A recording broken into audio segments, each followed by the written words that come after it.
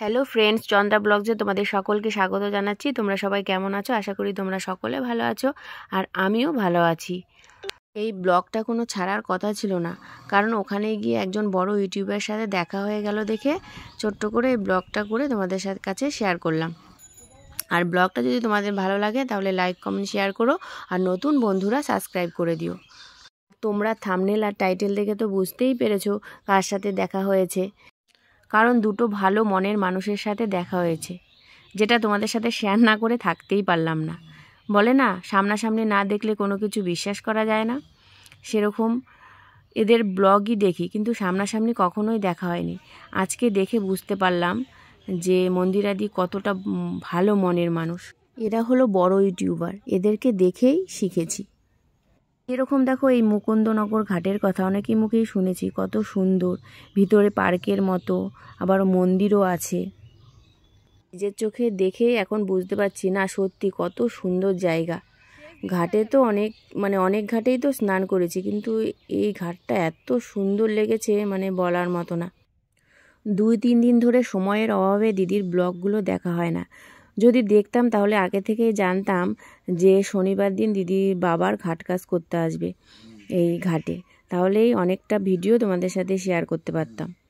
তা জানি না দেখে হঠাৎ করে দেখা হয়ে গেল। তো এদিকে দেখো, গঙ্গায় স্নান টান সেরে চলে গেলাম মন্দিরে পুজো দিতে। মন্দিরে পুজো দেওয়ার সময় দেখলাম একটা বাচ্চাকে মুখে প্রসাদ দিতে নিয়ে এসছে। তা সেটা একটু ভিডিও করে তোমাদেরকে দেখালাম। দেখো কত সুন্দর বাচ্চাটা।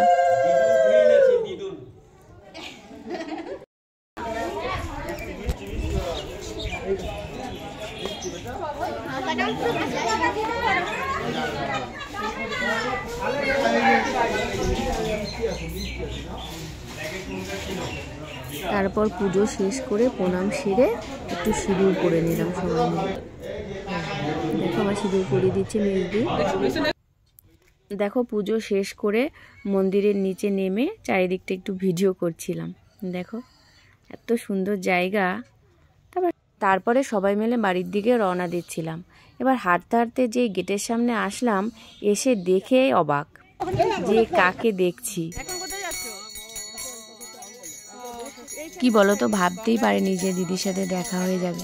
যদি আগে থেকে জানতাম তাহলে তোমাদের সাথে অনেকটা ভিডিওই শেয়ার করতে পারতাম। খুব ভালো মনের মানুষ। তো দিদিরা চলে গেল, তারপরে আমরাও বাড়ি চলে আসলাম। সামনে আমাদের টোটো ছিল ওই গ্যারেজে, তাই টোটোর সামনে চলে গেলাম। শেষে একটাই কথা বলছি, দিদি তোমরা ভালো থেকো, সুস্থ থেকো, আর তোমার বাবার আত্মার শান্তি কামনা করি।